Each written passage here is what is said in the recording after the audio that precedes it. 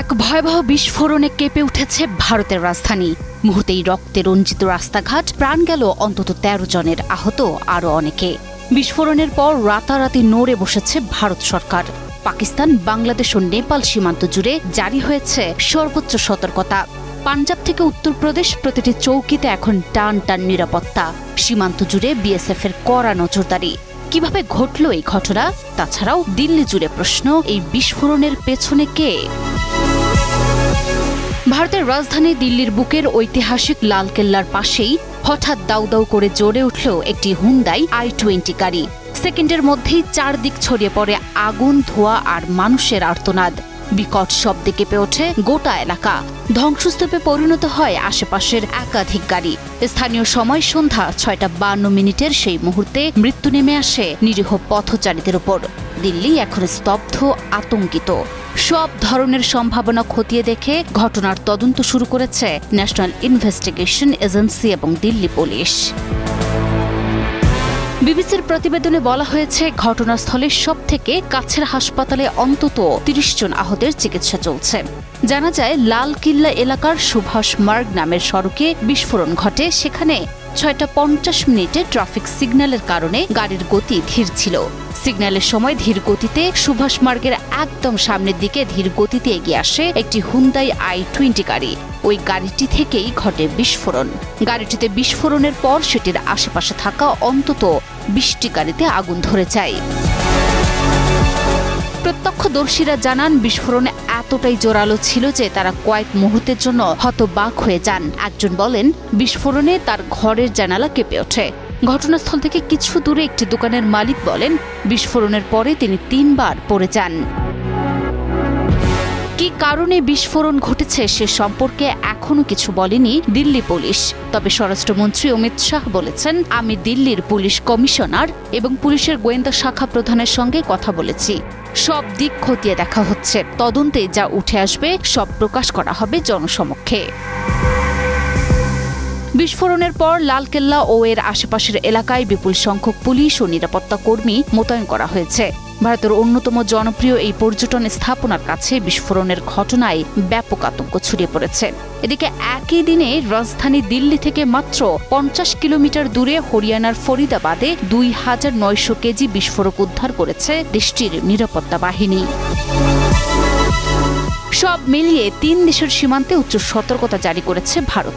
India টুডের এক প্রতিবেদনে জানানো হয়, সীমান্ত নিরাপত্তা বাহিনী পাঞ্জাবের ভারত পাকিস্তান সীমান্ত জুড়ে নজরদারি বাড়িয়েছে। পাশাপাশি উত্তরপ্রদেশ নেপাল সীমান্ত এবং অন্যান্য সেনা চৌকিগুলোতেও নিরাপত্তা জোরদার করা হয়েছে। তবে শুধু দিল্লি নয়, এই ঘটনার পর নাগরিকদের জন্য ভারতে ভ্রমণ সতর্কতা জারি করেছে যুক্তরাষ্ট্র ও যুক্তরাজ্য।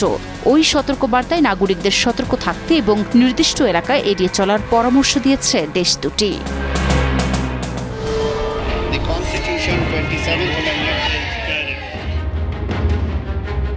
পাকিস্তানের সংসদে উত্থাপিত হয়েছে ২৭তম সাংবিধানিক সংশোধনী বিল। তবে বিলটি পাকিস্তানের রাজনৈতিক মানচিত্রে নতুন উত্তেজনা তৈরি করেছে। কারণ বিলটি কেবল সেনাবাহিনীর প্রধানের ক্ষমতা বাড়াচ্ছে না, বরং সুপ্রিম কোর্টের কর্তৃত্বকে সীমিত করে গণতান্ত্রিক প্রতিষ্ঠানগুলোকে দুর্বল করার পথও প্রশস্ত করছে। এর আগেও কয়েকবার এভাবেই সেনাশাসিত দেশে পরিণত হয়েছিল পাকিস্তান। আর তাই প্রশ্ন উঠছে, তবে কি আবারও সেনা প্রশাসনের দিকে এগিয়ে যাচ্ছে দক্ষিণ এশিয়ার পারমাণবিক শক্তিধর দেশটি? পাকিস্তানের সংবিধানের ২৭তম সংশোধনী ঘিরে উঠছে বহু প্রশ্ন, যেখানে সর্বোচ্চ ক্ষমতা দেয়া হয়েছে সেনাপ্রধানকে। বর্তমান সেনাপ্রধান ওসিম মনিরকে ফিল্ড মার্শাল করে তোলা হয়েছে এবং তাকে চিফ অফ ডিফেন্স ফোর্সেস পদ দেওয়ার প্রস্তাব করা হয়েছে। এতে সেনা, নৌবাহিনী এবং বিমান বাহিনীর সম্পূর্ণ নিয়ন্ত্রণ তার হাতে চলে আসবে। মানে তৈরি হবে কেন্দ্রীয় কমান্ড আর ৩ বাহিনীর মাথায় ফিল্ড মার্শাল। এটি ২৭শে নভেম্বর ২০২৫ থেকে কার্যকর হবে, যা নিয়ে বেশ আলোচনা সমালোচনা চলছে পুরো দেশ জুড়ে। এখন প্রশ্ন হলো, কেন এটি সেনা শাসনের লক্ষণ? কারণ পাকিস্তানের ইতিহাসে সেনাবাহিনী ১৯৫৮, ১৯৭৭, ১৯৯৯ সালে ৩ বার সরাসরি ক্ষমতা দখল করেছে এবং দেশের অর্ধেক সময় সেনা শাসনের অধীনে ছিল। আর এখনকার পরিবর্তনগুলো সরাসরি সিভিলিয়ান সরকারের মুখোশে সেনাবাহিনীর নিয়ন্ত্রণের দিকেই নির্দেশ করছে। সমালোচকরা বলছেন এটি সাংবিধানিক সেনা শাসন বা কর্পোরেট সেনাবাহিনীর রূপ দেবে, যেখানে নির্বাচিত নেতারা শুধু কাস্টমাইজড পুতুল হয়ে থাকবে। এদিকে বৈশ্বিক রাজনীতির অঙ্গনে পাকিস্তানের সবচেয়ে প্রভাবশালী আর গুরুত্বপূর্ণ ব্যক্তি হিসেবে এখন পরিচিত ফিল্ড মার্শাল আসিম মুনির প্রতিরক্ষা ছাপিয়ে বিদেশ নীতিতেও যার রয়েছে বিস্তর প্রভাব। হোয়াইট হাউসে পাক সেনাপ্রধান মার্কিন প্রেসিডেন্টের একান্ত বৈঠকই এর উদাহরণ। আর তার মধ্যেই আলোচিত এই সেনাপ্রধানের ক্ষমতা সংবিধানের ২৭তম সংশোধনীতে আরও বাড়ছে। আর তাই বিশ্লেষকরা আরও একটি শঙ্কা করছেন, আর সেটা হলো পাকিস্তানের প্রধানমন্ত্রী শাহবাজ শরীফের বিপদ। পাকিস্তানের ইতিহাসে যে রাজনৈতিক নেতা সেনাকর্তাদের মাথায় তুলেছেন, কিছুদিনের মধ্যেই চরম বিপদে পড়তে হয়েছে তাদের। গত শতাব্দীর ৫০-এর দশকে সামরিক আইন জারি করে আইয়ুবকে মার্শাল ল অ্যাডমিনিস্ট্রেটর হিসেবে নিয়োগ করেন ইস্কান্দার মির্জা। কয়েকদিনের মধ্যেই ক্ষমতা হারিয়ে দেশ থেকে পালাতে হয় তাকে। এছাড়া অন্যদের সরিয়ে জেনারেল জিয়াকে সেনাপ্রধান করেন তৎকালীন প্রধানমন্ত্রী জুলফিকার আলী ভুট্টো। ক্ষমতায় এসে তাকেই প্রথমে ফাঁসিতে ঝোলান ওই সেনা শাসক। একই পরিণতির দিকে কি এগোচ্ছেন শাহবাজ? এই প্রশ্ন এখন ঘুরপাক খাচ্ছে। সব মিলিয়ে বিশ্লেষকদের শঙ্কা, সিদ্ধান্তটি বাস্তবায়িত হলে অভ্যন্তরীণ রাজনীতিতে সেনাবাহিনীর হস্তক্ষেপ আরও বাড়বে, যার কারণে ঝুঁকিতে পড়বে পাকিস্তানের গণতন্ত্র। বিশ্লেষকরা বলছেন এতে করে কার্যকারিতা হারাবে রাজনৈতিক প্রতিষ্ঠানগুলো। তাছাড়াও প্রাদেশিক ক্ষমতা কেন্দ্রীভূত করা, নির্বাচন কমিশনের নিয়োগে সহজতা এবং সেনাপ্রধানের মেয়াদ ৫ বছর বাড়ানো সবকিছুই বিতর্ক সৃষ্টি করেছে। আর তাই এটি পাকিস্তানের ইতিহাসের সবচেয়ে বিতর্কিত সংশোধনীর তকমা পেয়েছে। গাজার যুদ্ধবিধ্বস্ত শহরে ধীরে ধীরে ফিরে এসেছে জীবন। ব্যাংক খুলেছে, ধ্বংসস্তূপে পরিণত বিশ্ববিদ্যালয়গুলো পুনরায় পাঠদান শুরু করেছে। আর এবার তো শতাব্দী ধরে দাঁড়িয়ে থাকা স্কুলটিও খুলে গেল। দীর্ঘ ২ বছরেরও বেশি সময় পর গাজায় আবারও শিক্ষার আলো জ্বালাতে শুরু করেছে জাতিসংঘের শিক্ষা সংস্থা। তারই ধারাবাহিকতায় শহরের জাইতুন পাড়ায় ৮০০ বছর পুরনো ঐতিহাসিক আল কামালিয়া স্কুল আবার খোলা হয়েছে। ধ্বংসের ছায়ার মধ্যেও নতুন আশা, নতুন জীবন, নতুন স্বপ্নের জন্ম দিয়েছে এই স্কুল। ২ বছরের বিধ্বংসী সংঘাতের পর গাজার শিশুদের জীবনে ফিরে এসেছে এক নতুন সূর্যোদয়। যেখানে শিক্ষা ব্যবস্থা মূলত স্থবির হয়ে গিয়েছিল, সেখানে জাতিসংঘের ত্রাণ সংস্থা UNRWA পরিচালিত প্রায় ৩০,০০০ শিক্ষার্থী আবার সশরীরে ক্লাসে যোগ দিতে শুরু করেছে। অন্য দাতব্য ও বেসরকারি স্কুলেও ফিরছে, তবে সরকারি পাবলিক স্কুলগুলো এখনো বন্ধ। এরই মধ্যে এক প্রাচীন দেয়ালের মধ্যে আবার গর্জন করছে শিশুদের কিশোর কণ্ঠ। বইয়ের পাতায় শোনা যাচ্ছে খসখসে শব্দ। হ্যাঁ দর্শক, গাজা শহরের জাইতুন পাড়ায় ৮০০ বছর পুরনো ঐতিহাসিক আল কামালিয়া স্কুল আবার খুলে দেয়া হয়েছে। যুদ্ধ ও ধ্বংসযজ্ঞের মাঝে এই শতাব্দী প্রাচীন ভবন এখন হয়ে উঠেছে শিশুদের হাসি ও শিক্ষার কেন্দ্রবিন্দু। শিক্ষার নতুন আশ্রয় পরিণত হয়েছে ৮০০ বছর পুরনো এই স্কুল। গাজা শহরের ওই স্থানে স্বেচ্ছাসেবক শিক্ষকরা নিজেদের উদ্যোগে ধ্বংসস্তূপ পরিষ্কার করে শ্রেণীকক্ষ তৈরি করেছেন। এই ভবনে এখন শিশুরা বই হাতে আবারও শ্রেণীতে ফিরছে। যুদ্ধ ধ্বংসযজ্ঞের মধ্যে এই পুনরায় স্কুল চালুর উদ্যোগ স্থানীয় মানুষের মনে নতুন আশার সঞ্চার করেছে। একটি ভিডিও প্রতিবেদনে দেখা গেছে শিশুদের মুখে আনন্দের হাসি, যেন ধ্বংসস্তূপের মাঝেও জীবনের জয়গান।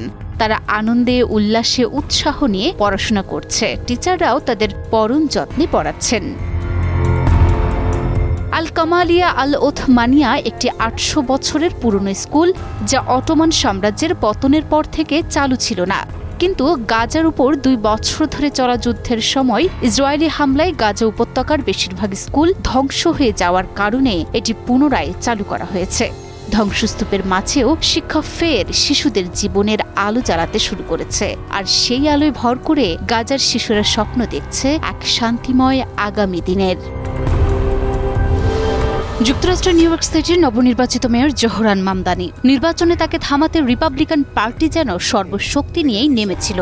অর্থের ঝনঝনানি থেকে শুরু করে কুপ্রচার কিছুই বাদ যায়নি, তবুও ব্যর্থ হয়েছে ট্রাম্পের দল। এখন শেষ অস্ত্র হিসেবে উঠেছে নতুন দাবি, জোহরানের নাগরিকত্বই নাকি বাতিল করতে হবে। দায়িত্ব গ্রহণের আগেই শুরু হয়েছে তাদের এই কূটনামি, আর কেন্দ্রবিন্দুতে সেই এক নাম, জোহরান মামদানি। কি হবে এবার? সত্যি কি মামদানির নাগরিকত্ব বাতিল হয়ে যাবে? নিউ ইয়র্কের আকাশে ইতিহাস রচিত হলেও মাটিতে বইছে বিতর্কের ঝড়।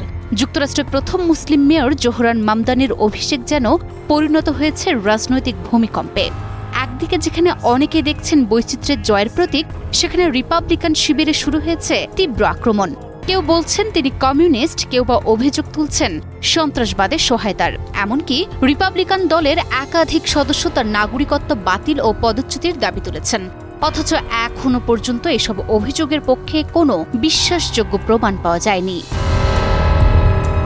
ডেমোক্র্যাট দলের এই তরুণ নেতা জোহরান মামদানি একজন অভিবাসী পরিবারের সন্তান। মামদানি 1998 সালে 7 বছর বয়সী উগান্ডা থেকে যুক্তরাষ্ট্রে গিয়ে 2018 সালে নাগরিকত্ব পান। মার্কিন আইনে প্রাপ্তবয়স্কদের নাগরিক হতে সাধারণত 5 বছর দেশটিতে আইনত স্থায়ীভাবে বসবাস করতে হয়। নাগরিকত্ব বাতিল শুধুমাত্র আদালতের আদেশেই সম্ভব। রিপাবলিকানদের অভিযোগে নিউ ইয়র্কের বাতাসে তাই এখন একটাই প্রশ্ন ভাসছে, মামদানির নাগরিকত্ব কি বাতিল করা সম্ভব? রিপাবলিকানরা অভিযোগ করলেও আইনজীবীরা বলছেন অন্য কথা। তারা বলছে, মামদানি নাগরিকত্ব ফর্মে কোনো তথ্য গোপন করেছেন এমন প্রমাণ নেই এবং ডিএসএ সদস্যপদ নিজেই নাগরিকত্ব বাতিলের ভিত্তি হতে পারে না। New York young Republican club মামদানির বিরুদ্ধে 14তম সংশোধনী ব্যবহার করে তাকে বিদ্রোহে জড়িত বলে দাবি করেছে। তবে আইন বিশেষজ্ঞরা বলছেন, অভ্যন্তরীণ নীতির সমালোচনা বা আইসিই এর বিরুদ্ধে অবস্থান নেওয়া বিদ্রোহ হিসেবে গণ্য হবে না। তাছাড়াও আইনজীবীরা বলছেন, মামদানির বিরুদ্ধে নাগরিকত্ব বাতিলের কোনো কার্যকর মামলা হওয়ার সম্ভাবনা অত্যন্ত ক্ষীণ। বরং এই ধরনের প্রচেষ্টা রাজনৈতিক উদ্দেশ্য প্রণোদিত এবং মুসলিম ও অভিবাসী সম্প্রদায়ের মধ্যে আতঙ্ক ছড়াতে পারে। মামদানি নিজেও এই বিষয়ে কথা বলেছেন। তিনি বলেছেন, ইসলাম বিদ্বেষ এখন মার্কিন রাজনীতিতে স্বাভাবিক হয়ে গেছে এবং এর বিরুদ্ধে কথা বলা মানেই যেন সমস্যা তৈরি করা। সব মিলিয়ে এই বিতর্ক শুধু একজন মেয়র নির্বাচিতকে ঘিরে নয়, বরং যুক্তরাষ্ট্রের নাগরিক অধিকার, মত প্রকাশের স্বাধীনতা ও রাজনৈতিক বৈচিত্র্যের স্বীকৃতি নিয়েও বড় প্রশ্ন তুলছে। Desk report, news 24।